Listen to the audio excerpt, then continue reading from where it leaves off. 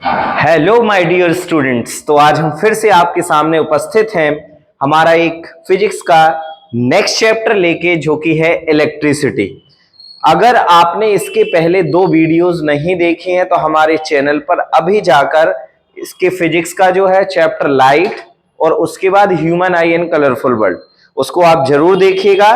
तो वो हम डिस्कस कर चुके हैं ऑलरेडी और उस पर काफी अच्छा आप सभी का रिस्पॉन्स रहा और मुझे पूरी उम्मीद है कि उतना ही रिस्पॉन्स आप हमारी इस वीडियो को देंगे, जिसमें हम चर्चा करेंगे पूरे टॉप 30 एमसीक्यूज। और ये आप सभी को पता है कि रहते टॉप 30 है, लेकिन इसमें डिस्कस करते हैं लगभग हम 60 से 70 क्वेश्चंस को।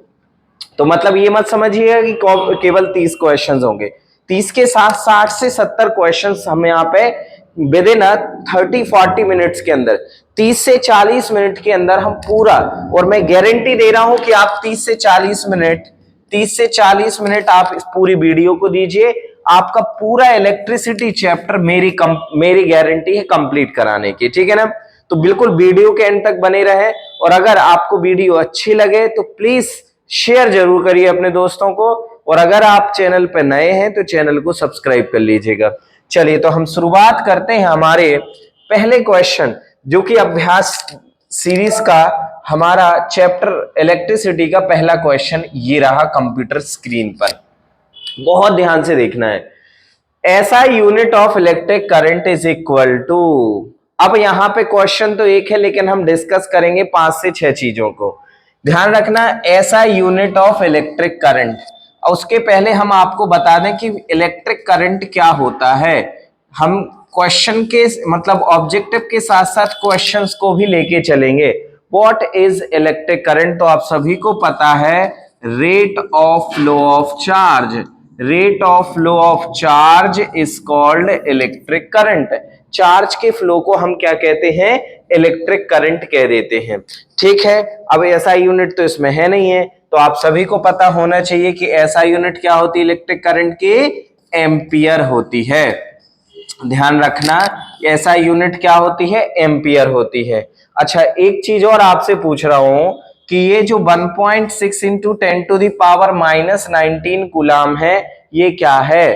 तो ध्यान रखना, ये 1 कूलाम ऑफ चार्ज, बेसिकली हम यहां पे कह सकते हैं एक इलेक्ट्रॉन पर जो चार्ज होता है वो 1.6 इंटू 10⁻⁻19 कूलाम होता है।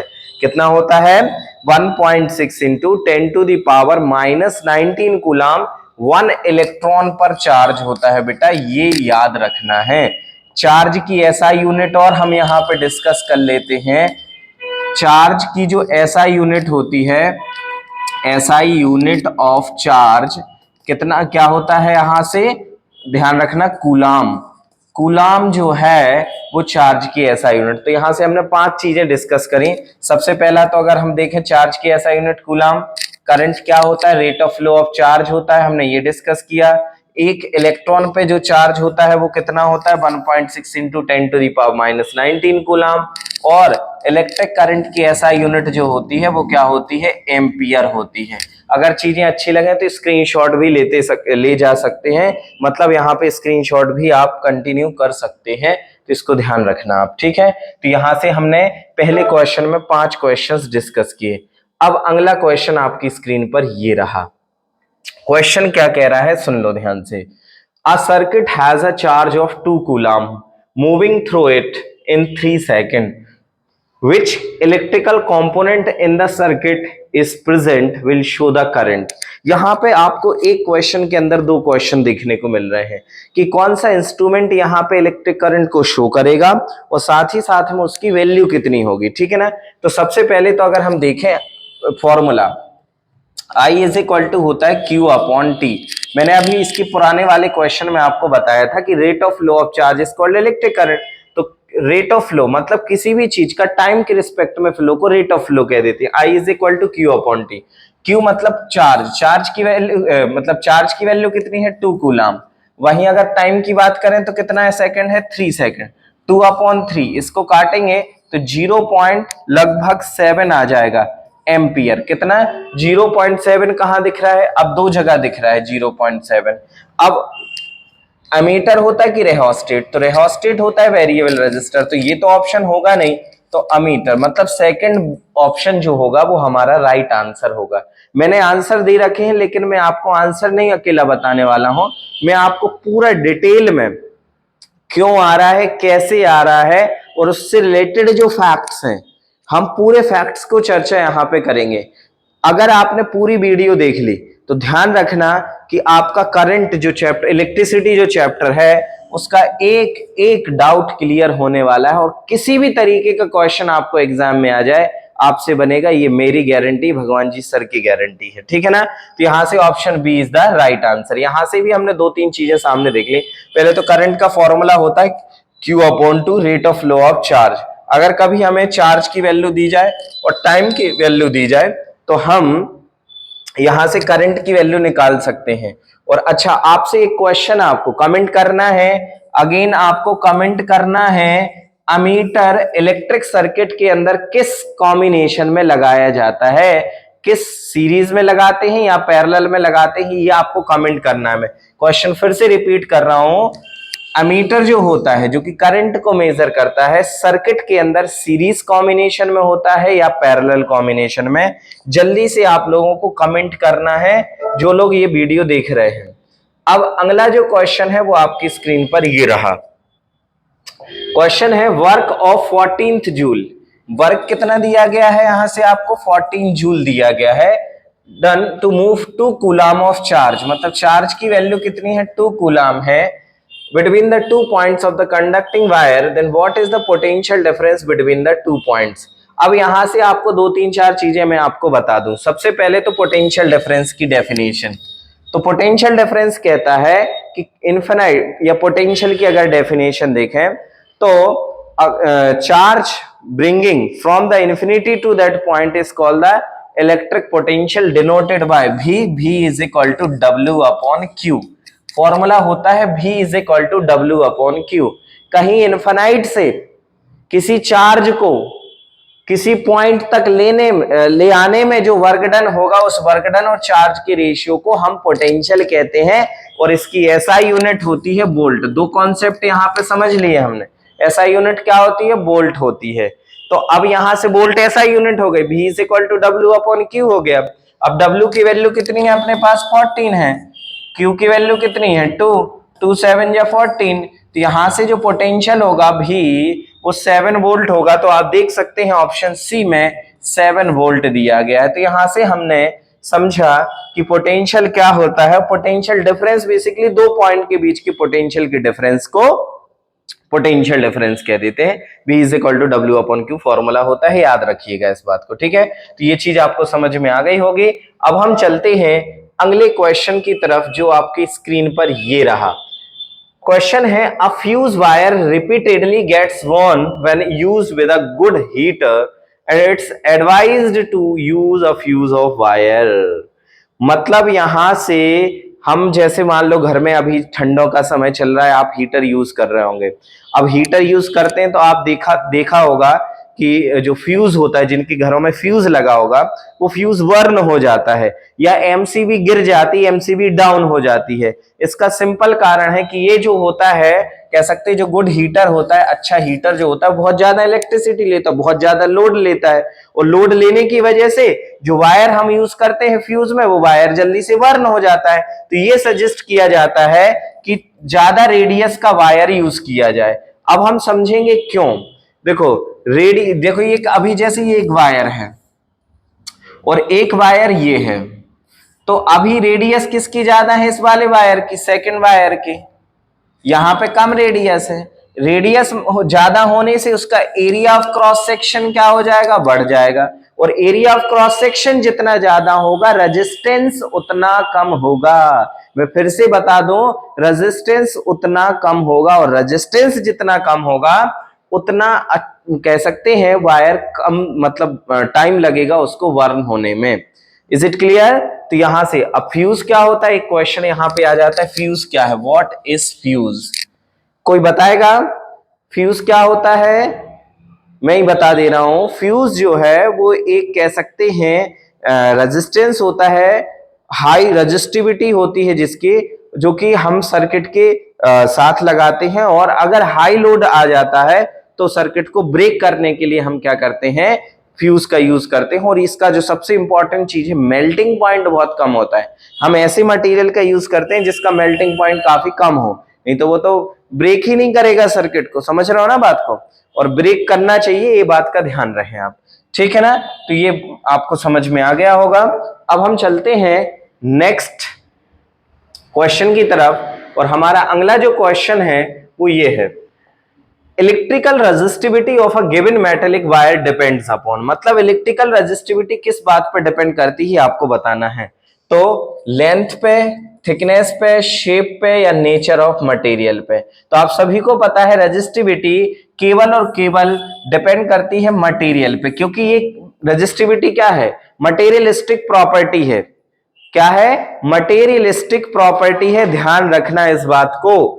और अच्छा, अब आपसे इसी के साथ में एक क्वेश्चन और पूछ ले रहा हूं, ध्यान रखना। मैंने क्या कहा, हर आपको एक क्वेश्चन का आंसर देने नहीं आया हूं मैं, यहां पे आपके जितने भी फैक्ट है उन सभी फैक्ट्स को मैं डिस्कस करूंगा। अभी क्वेश्चन आया कि भैया रेजिस्टिविटी किस पे डिपेंड करती है, मैंने बता दी है, काय पे, मटेरियल की प्रॉपर्टी पे, नेचर ऑफ मटेरियल पे। तो लेंथ पे कौन डिपेंड करता है, तो रेजिस्टेंस। तो आपके सामने एक क्वेश्चन रख रहा हूं कि रेजिस्टेंस के कौन कौन से फैक्टर होते सॉरी, रेजिस्टेंस के मतलब रेजिस्टेंस को कौन कौन से फैक्टर अफेक्ट करते हैं। तो आप सभी को पता होगा कि रेजिस्टेंस जो होता है वो डायरेक्टली प्रोपोर्शनल होता है लेंथ के। जितनी ज्यादा लेंथ होगी कंडक्टर की, रेजिस्टेंस उतना ही ज्यादा होगा। इनवर्सली प्रोपोर्शनल होगा एरिया ऑफ क्रॉस सेक्शन। मतलब अगर किसी वायर का एरिया ऑफ क्रॉस सेक्शन ज्यादा होगा तो उसका रेजिस्टेंस क्या होगा, कम होगा। और वही रेजिस्टेंस डायरेक्टली प्रोपोर्शनल होता है टेम्परेचर के। टेम्परेचर, अगर किसी कंडक्टर का टेम्परेचर बढ़ाते हैं तो उसका रेजिस्टेंस भी क्या होगा, बढ़ेगा। ध्यान रखना है ना। और ये कुछ बातें होती हैं, और नेचर ऑफ मटेरियल पे भी रेजिस्टेंस डिपेंड करता है, ठीक है। तो ये अब आप इसको अच्छे से नोट डाउन करते जाएं, और अगर नोट नहीं कर पा रहे हैं तो स्क्रीनशॉट लेते जाइएगा, है ना, स्क्रीनशॉट लेते जाना है आपको। चलिए अगला क्वेश्चन आपकी स्क्रीन पर ये रहा। क्वेश्चन है, a piece of wire of resistance are cut into 5 equal part. एक वायर है, इस वायर को कितने पार्ट्स में तोड़ा गया है, इस वायर को 5 पार्ट्स में तोड़ा गया है। कितने? 5 भागों में तोड़ दिया गया है। एक, अगर हम देखें, 1 2 3 4 5, cut into the 5 equal parts, these parts are taken connected in the parallel. इनको हमने पैरेलल में जोड़ दिया गया है। If equivalent resistance of this combination is R, then what is the ratio of R dash. मतलब what is the value of R। Basically क्या होगा, हर एक उसका 5-5 होगा रेजिस्टेंस, समझ रहा हो ना। और 5-5-5 ओम दिया गया है, तो यहां पे सबको जब हम जोड़ेंगे तो यहां से क्या हो जाएगा, 25 आंसर यहां पे आ जाएगा, ठीक है ना। ठीक है, अगर न्यूमेरिकली हम देखें, ये शायद ऑप्शन थोड़े से गड़बड़ आ रहे हैं इसमें, क्वेश्चन में थोड़ा सा सुधार लो। मैंने कहा कि अगर एक 25 ओम का वायर है और उसको 5 इक्वल पार्ट्स में तोड़ा गया है, तो अगर उसको कंबाइन करते हैं तो रेजिस्टेंस क्या होगा, इक्विवेलेंट रेजिस्टेंस, तो 25 ओम हो जाएगा, ठीक है ना। तो ये आपको ध्यान रखना है। अब चलते हैं अगले क्वेश्चन की तरफ। अगला क्वेश्चन आपकी स्क्रीन पर ये रहा, which of the following does not represent electrical power in the circuit. Power के 3 फॉर्मूला होते हैं। P इज इक्वल टू होता है VI, अगर हम पुट करेंगे V की वैल्यू IR तो ये हो जाएगा I स्क्वायर R, और I की वैल्यू अगर हम V अपॉन R पुट करते हैं तो ये हो जाएगा V स्क्वायर अपॉन R। तो आप समझ गए होंगे कि आपके पास 3 फॉर्मूले पावर के होंगे, एक तो VI, I स्क्वायर R और V स्क्वायर अपॉन R। कौन सा नहीं है यहाँ पे, तो यहाँ पे नहीं है IR स्क्वायर। ये 3 फॉर्मूले याद रखना है पावर, इलेक्ट्रिकल पावर। अच्छा, पावर की ऐसा यूनिट क्या होती है, चलो जल्दी से बताओ, कमेंट करो सभी लोग।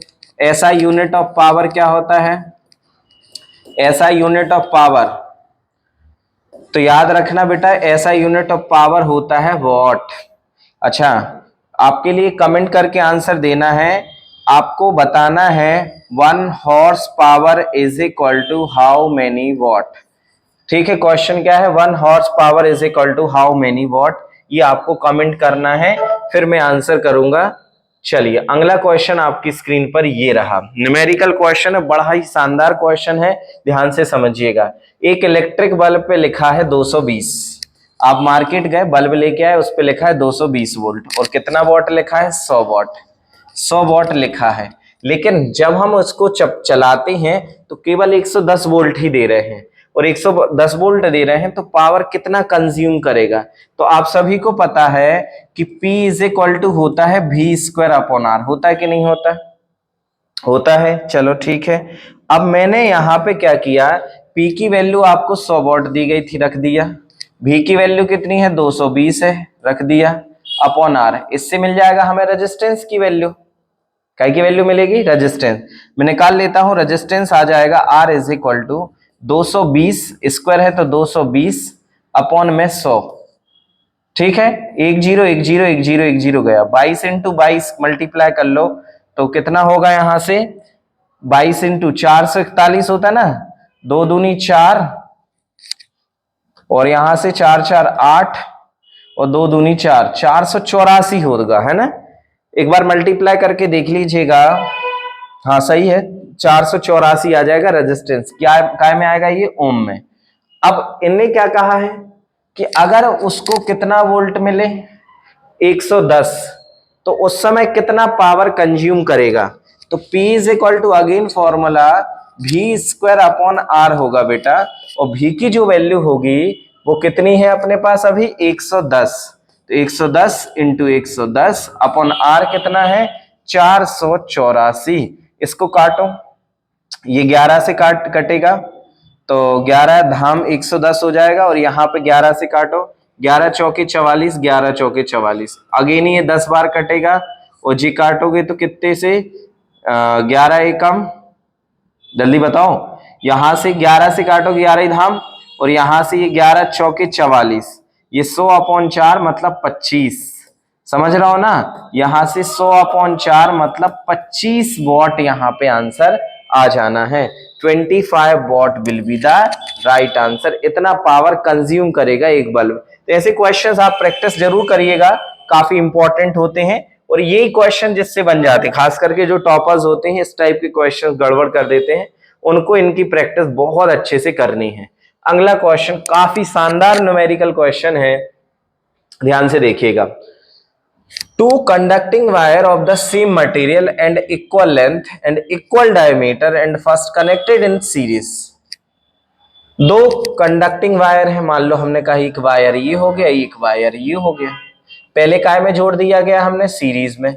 ये अगर R है, समझना, तो यहां से इनका इक्विवेलेंट रेजिस्टेंस कितना होगा, R इक्विवेलेंट कितना हो जाएगा, 2R हो जाएगा, and then connected in the circuit of across the same potential difference, and the ratio of heat produced in the series and parallel combination, heat produce मतलब यहाँ पे कितना पावर कंज्यूम कर रहा है, अगेन वही formula P is equal to V square upon R, R की value कितनी हो जाएगी, 2R हो जाएगी, तो ये पावर होगा सीरीज में, वो कितना होगा, सीरीज में कितना होगा power, V square upon 2R, V square upon कितना हो जाएगा, 2R। अगर हम पैरेलल की बात करें, समझना ध्यान से, पैरेलल में रेजिस्टेंस कितना हो जाएगा, 1 upon R parallel is equal to 1 upon R, so 2 upon R, और R पैरेलल में कितना हो जाएगा, अगर R पैरेलल की बात करते हैं बेटा, तो R पैरेलल में जो हो जाएगा वो R अपॉन 2 हो जाएगा। तो इस कंडीशन में जो पावर होगा पैरेलल कॉम्बिनेशन में वो कितना होगा, V square upon R upon 2।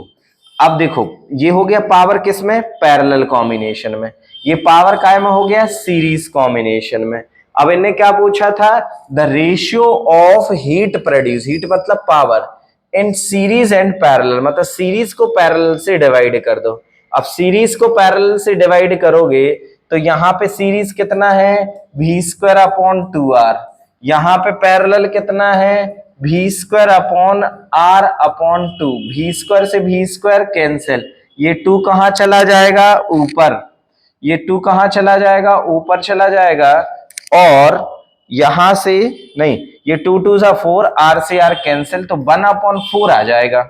आप खुद देख ले सॉल्व, ये 2 2 जा कितना हो जाएगा 4, समझ रहा हो ना, ये मल्टीपल हो जाएगा बेटा, अपॉन के अपॉन में है, अगर हम इसको रेसिप्रोकल करें तो ये 2 मल्टीप्लाई में यहां जाएगा, ये 2 2 जा कितना हो जाएगा 4 हो जाएगा। तो इस तरीके से आंसर 1/4 हो जाएगा। थोड़ा सा आप इसको कैलकुलेट कर लीजिएगा, है ना, बन जाएगा। देखो अगर न्यूमेरिकल की मैं यहाँ पे बोल सकता हूं कि इलेक्ट्रिसिटी से न्यूमेरिकल जरूर एग्जाम में आते हैं, तो इसको बिल्कुल बेहतरीन तरीके से अच्छे तरीके से प्रैक्टिस करना है, क्योंकि अगर बाकी क्वेश्चन तो सबसे बनेंगे, अगर आपको इस टाइप के क्वेश्चन बनते तो मतलब आप आउट ऑफ मार्क्स ले आएंगे। Which material has changing resistivity, कौन सा मटेरियल जो होता है वो चेंजिंग रेजिस्टिविटी करता है। तो सबसे पहले तो आंसर डायरेक्टली याद रखो, पहले तो सेमीकंडक्टर क्या होता है, इसका मतलब सेमीकंडक्टर जो होते हैं दो टाइप के होते हैं, एक सिलिकॉन होता है और एक जर्मेनियम। आप 12th क्लास में एक पूरा चैप्टर पढ़ोगे बेटा सेमीकंडक्टर इलेक्ट्रॉनिक्स, तो वहां बहुत डिटेल में पढ़ाया जाएगा कि what is silicon, what is germanium, किस तरीके से कह सकते हैं ये रेजिस्टिविटी को चेंज करता है, ठीक है ना। तो ये आपको ध्यान रखना है। 3 टाइप के मटेरियल होते हैं, कंडक्टर, सेमीकंडक्टर और इंसुलेटर। कंडक्टर जो इलेक्ट्रिसिटी को कंडक्ट करते हैं, ध्यान रखना है यहाँ पे, जो इलेक्ट्रिसिटी को कंडक्ट करें वो कंडक्टर्स होते हैं, लाइक सभी मेटल हो गए। सेमीकंडक्टर्स क्या होते हैं, जिनकी कंडक्टिविटी इंसुलेटर और सेमीकंडक्टर के बीच में। और इंसुलेटर क्या होते हैं, इंसुलेटर्स क्या होते हैं बताओ जल्दी से। तो इंसुलेटर आर दो substance which does not conduct electricity, like आपके जैसे सपोज बोर्ड हो गया, रबर हो गया, प्लास्टिक हो गया, ये सब इलेक्ट्रिसिटी को कंडक्ट नहीं करते हैं, ठीक है ना, ये आपको ध्यान रखना है। अब हम चलते हैं नेक्स्ट क्वेश्चन की तरफ। If a wire in a circuit is double, it's resistivity will be, इसकी रेजिस्टिविटी क्या हो जाएगी, आधी हो जाएगी बेटा, ध्यान रखना है, क्या हो जाएगी, हाफ हो जाएगी। अगर रेजिस्टिविटी मतलब अगर क्या कहें रेजिस्टिविटी को डबल, सॉरी क्या बोला है, a wire in the circuit is double, मतलब उसकी लेंथ को डबल कर दिया जाए, लेंथ को दुगना कर दिया जाए, तो उसकी रेजिस्टिविटी क्या हो जाती है, हाफ हो जाती है। अच्छा आपको आंसर देना है व्हाट इज रेजिस्टिविटी, रेजिस्टिविटी क्या होता है, रेजिस्टिविटी की यूनिट बताओ जल्दी से, what is the unit of resistivity, और फॉर्मूला भी बताओ जल्दी से, आप सभी ने पढ़ा होगा आर, मैं जल्दी से यहाँ पे आपको समझा देता हूं।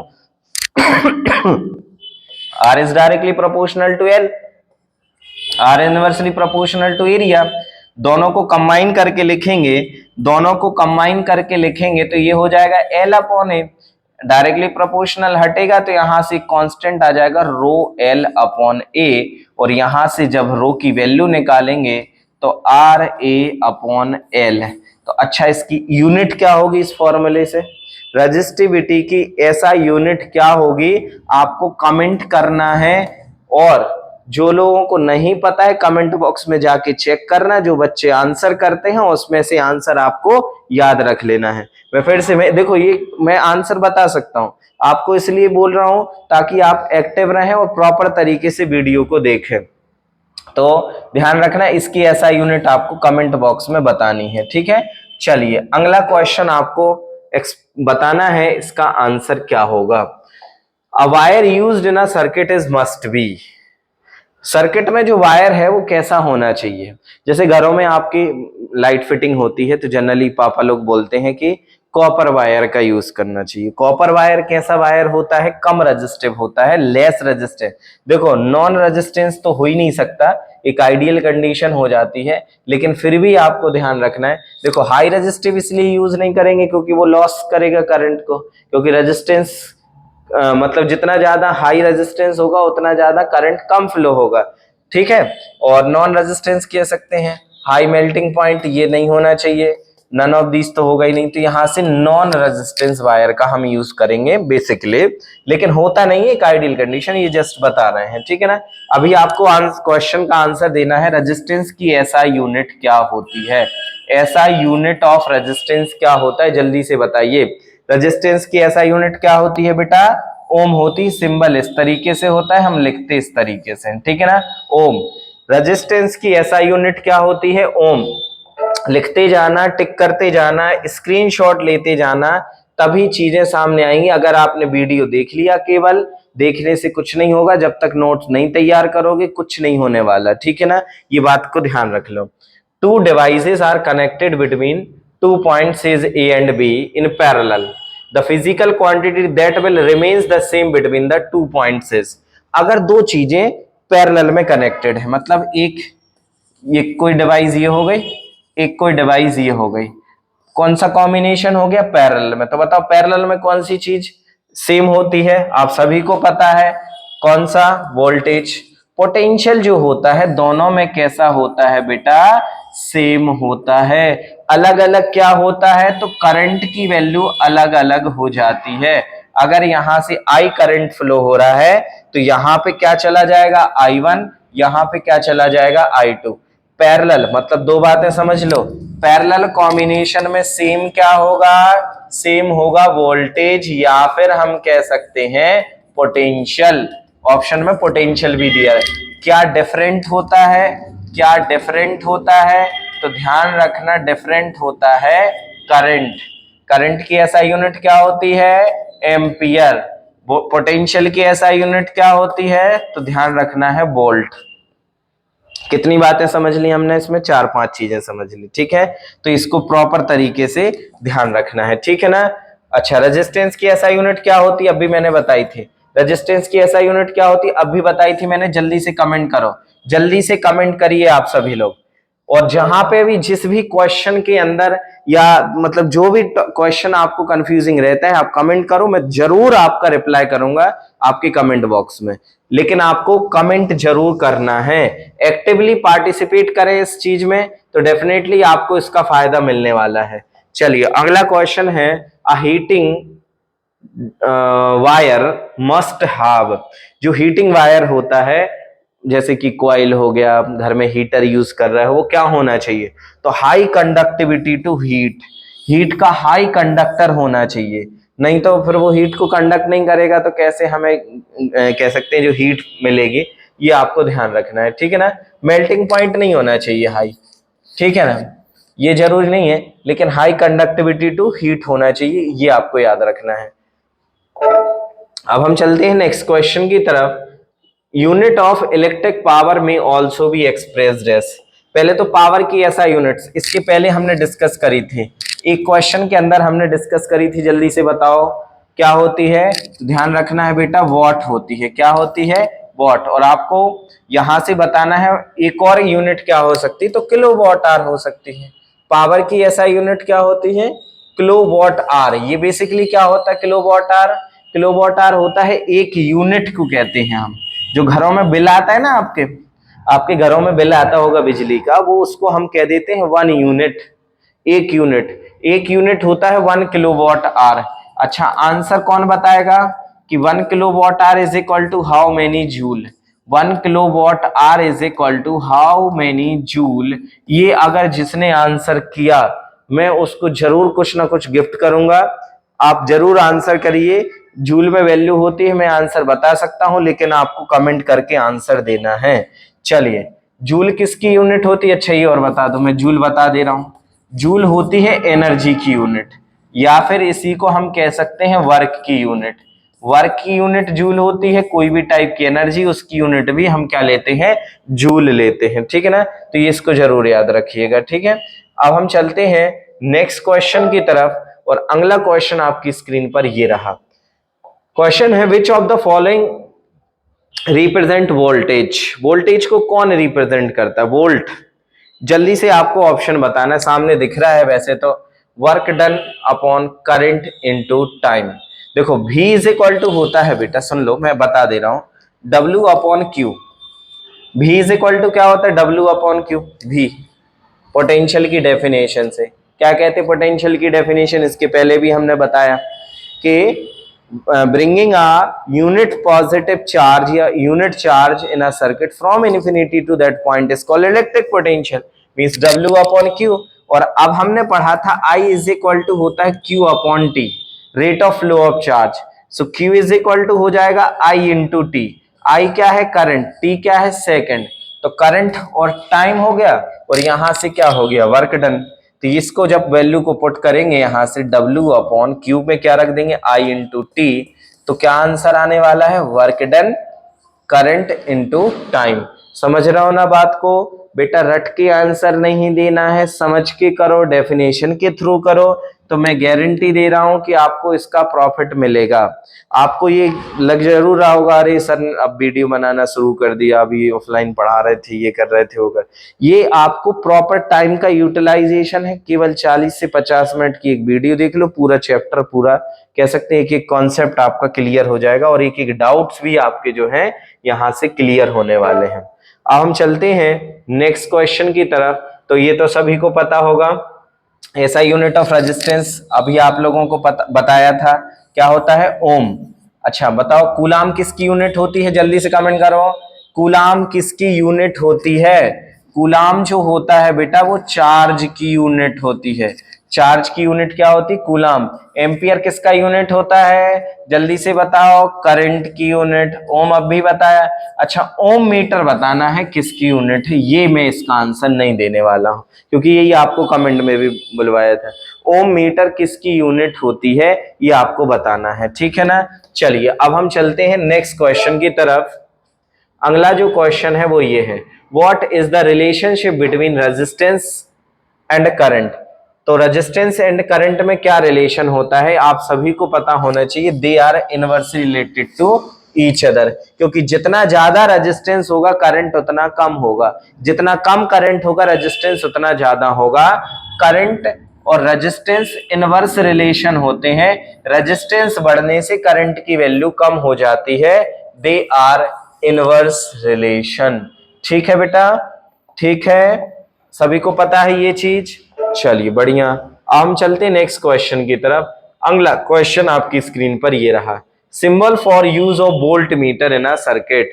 वोल्ट मीटर में कौन सा सिंबल हम यूज करते हैं, तो आंसर तो ये हो गया आपका सामने, ये रहा आपका आंसर है वोल्ट मीटर। ये वोल्ट मीटर के लिए ये बताओ किसके लिए होता है, तो गैल्वेनोमीटर। किसके लिए, गैल्वेनोमीटर। अच्छा गैल्वेनोमीटर का काम क्या होता है, जल्दी से बताएं। गैल्वेनोमीटर का काम होता है कि ये करंट की प्रेजेंस को बताता है, डिटेक्ट करता है कि सर्किट के अंदर करंट है या नहीं है। एमीटर का काम क्या होता है, एमीटर तो ये करंट की वैल्यू को मेजर करता है, किसकी वैल्यू को मेजर करता है, करंट के। आपके पास सामने दो क्वेश्चन और मैं बता रहा हूं। सबसे पहला है कि एमीटर को सर्किट में कैसे जोड़ते हैं। क्वेश्चन आ जाता है एमीटर को सर्किट में कैसे जोड़ते हैं, और वोल्ट मीटर को सर्किट के अंदर कैसे जोड़ा जाता है। तो ध्यान रखना एमीटर जो होता है बेटा वो सीरीज में लगाया जाएगा, हमेशा काय में लगाया जाता है, सीरीज कॉम्बिनेशन में जोड़ा जाता है। और वहीं वोल्ट मीटर को अगर हम देखें तो ये जुड़ता है आपका पैरेलल कॉम्बिनेशन में। ठीक है ना, दो क्वेश्चन और साथ में हमने 4 क्वेश्चन और डिस्कस करे। मतलब आपने अगर एक क्वेश्चन, एक स्लाइड अच्छे से देख ली, एक क्वेश्चन से आपके 4 क्वेश्चन कवर अप हो रहे हैं, तो ये मत समझना कि ये केवल 25-30 क्वेश्चन की एक वीडियो है। इसमें आपका पूरा चैप्टर एक एक कह सकते एक एक चीज का पोस्टमार्टम यहां हो रहा है। ठीक है, चलिए अब हम चलते हैं नेक्स्ट क्वेश्चन की तरफ। और अगला क्वेश्चन आपकी स्क्रीन पर ये रहा, आपको बताना है symbol are use battery in the circuit. Battery का सिंबल क्या है, तो बैटरी का सिंबल ये होता है, सबको पता है।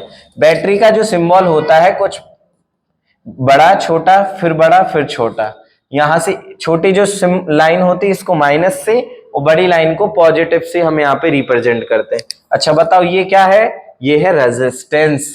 क्या है, रेजिस्टेंस है। ये क्या होता है, ये एमीटर होता है बेटा। क्या होता है, एमीटर। अच्छा अभी मैंने बताया एमीटर किस कॉम्बिनेशन में जोड़ते हैं, कमेंट कर दो जल्दी से कमेंट कर दो यहाँ पे एमीटर को कैसे किस कॉम्बिनेशन में जोड़ते हैं। चलिए अगला क्वेश्चन आपकी स्क्रीन पर ये रहा, relation of potential difference and current is represented by Ohm's law.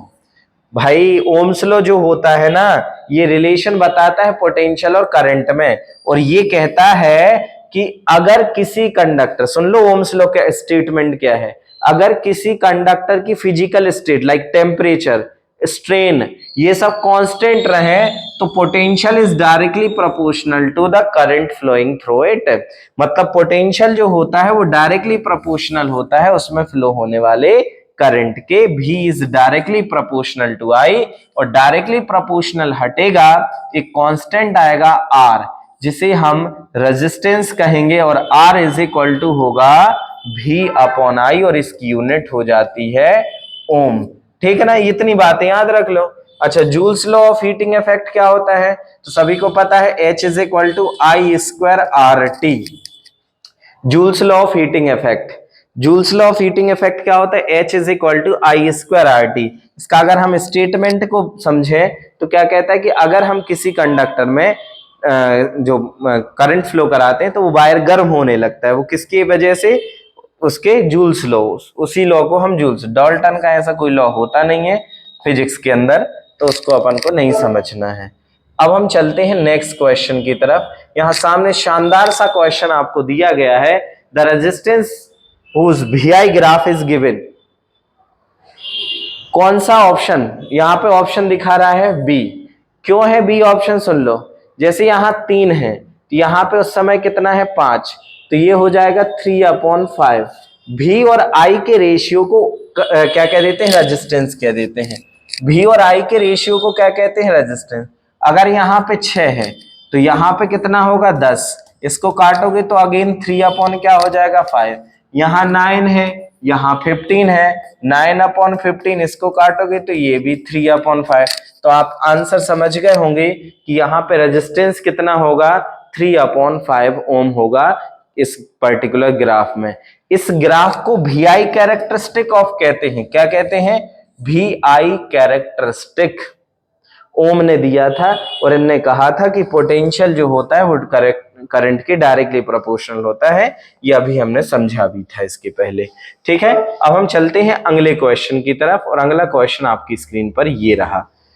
Formula which represent the relation amongst the potential difference and the current flowing through the circuit. तो अभी मैंने बताया V is directly proportional I, directly proportional हटेगा क्या आएगा? R I, तो V is equal to IR कह सकते हैं, या V is equal to IR। अच्छा, ये क्या होता है? उसी से ट्रांसपोज करके आया। I is equal to Q upon T। सबसे शुरू में पढ़ाया था, सबसे पहले क्वेश्चन में, rate of flow of charge is called current. Rate of flow of charge is called current. Rate of flow of charge क्या होता है? Current I is equal to Q upon T। ध्यान रखना बेटा, करंट की SI unit क्या होती? जल्दी से बता दो। करंट की SI यूनिट क्या होती है? जल्दी से आप बता दीजिएगा। अगला क्वेश्चन आपकी स्क्रीन पर ये रहा, kilowatt is a unit of. Kilowatt is a unit of. Kilowatt की यूनिट क्या है? जल्दी से आप कमेंट करिएगा। तो यहां ध्यान रखना, पावर। वॉट भी हम इसको बोल सकते हैं, वॉट भी इसको बोल सकते हैं। अच्छा, एनर्जी की यूनिट क्या होती है? अभी बताया था, जूल। रेजिस्टेंस की यूनिट क्या होती है? रेजिस्टेंस की यूनिट होती है ohm. Current flowing in the circuit, current की यूनिट क्या होती है? तो एम्पियर होती है। ऐसे आपको याद रखते जाना है। ठीक है, अब हम चलते हैं नेक्स्ट क्वेश्चन की तरफ, और नेक्स्ट क्वेश्चन आपकी स्क्रीन पर ये रहा, which one has less resistance. किसका रेजिस्टेंस कम होगा? तो जिसका वॉट सबसे कम होगा, जिसका वॉट सबसे कम यूज करेगा उसका रेजिस्टेंस भी सबसे कम होगा। 10 वॉट, 10 वॉट बल्ब। सबसे हाई रेजिस्टेंस कितना होगा? 60 वॉट का होगा। जिसका वॉट ज्यादा, पावर जो ज्यादा कंज्यूम कर रहा है, रेजिस्टेंस उसका सबसे ज्यादा होने वाला है। चलिए अगला क्वेश्चन आप बताइएगा, इसका आंसर क्या होगा? In which type of combination resistance is more. किस कॉम्बिनेशन में रेजिस्टेंस ज्यादा होता है? जैसे मैं अगर आपसे कहूं 2 ओम का एक रेजिस्टेंस है, 2 ओम का एक रेजिस्टेंस, इनको अगर हम सीरीज में जोड़ते हैं, काय में जोड़ते हैं? सीरीज में, 2 और 2, तो सीरीज रेजिस्टेंस कहता है R is equal to R1 plus R2। 2 plus 2 कितना हो जाएगा? 4 ओम हो जाएगा। अगर हम इसी को पैरेलल कॉम्बिनेशन में जोड़ देते हैं, काय में जोड़ते हैं? पैरेलल कॉम्बिनेशन में जोड़ते हैं, तो इसका रेजिस्टेंस होता है 1/R1 plus 1/R2, means 1/2, 1/2 means 2/2, 1 ओम हो जाएगा। क्या हो जाएगा? तो अब बताओ आप कि सीरीज में ज्यादा रेजिस्टेंस होगा कि पैरेलल में, तो आप समझ ही गए होंगे सीरीज कॉम्बिनेशन में रेजिस्टेंस ज्यादा होता है, पैरेलल में कम हो जाता है, लेस हो जाता है, ठीक है ना, ये आपको ध्यान रखना है। अगला क्वेश्चन आपकी स्क्रीन पर ये रहा, और अगला क्वेश्चन है joules law of formula is. अभी मैंने जूल्स लॉ की बात करी थी। Joules law of heating effect क्या कहता है, जब किसी सर्किट के अंदर हम करंट फ्लो कराते हैं तो वो सर्किट या जो कह सकते वायर होता है वो गर्म होने लगता है, उसको joules law of heating effect कहते हैं। फॉर्मूला होता है I square R T, that is I square R T. ध्यान रखना बेटा, फॉर्मूला यहाँ पे I स्क्वायर आर टी होगा। P इज इक्वल टू क्या होता है, VI पावर, इसकी यूनिट अब भी मैंने बताई थी क्या होती है, वॉट हो जाती है, ठीक है ना, तो इसको ध्यान रखिएगा, है ना। चलिए अब हम चलते हैं नेक्स्ट क्वेश्चन की तरफ, और अगला क्वेश्चन आपके स्क्रीन पर ये रहा। तो hardest metal in which can resistance maximum heat is. ऐसा कौन सा हार्डेस्ट मेटल है जो सबसे ज्यादा रेजिस्ट कर सकता है, मतलब झेल सकता है, तो वो है टंगस्टन। टंगस्टन एक ऐसा मेटल होता है जो सबसे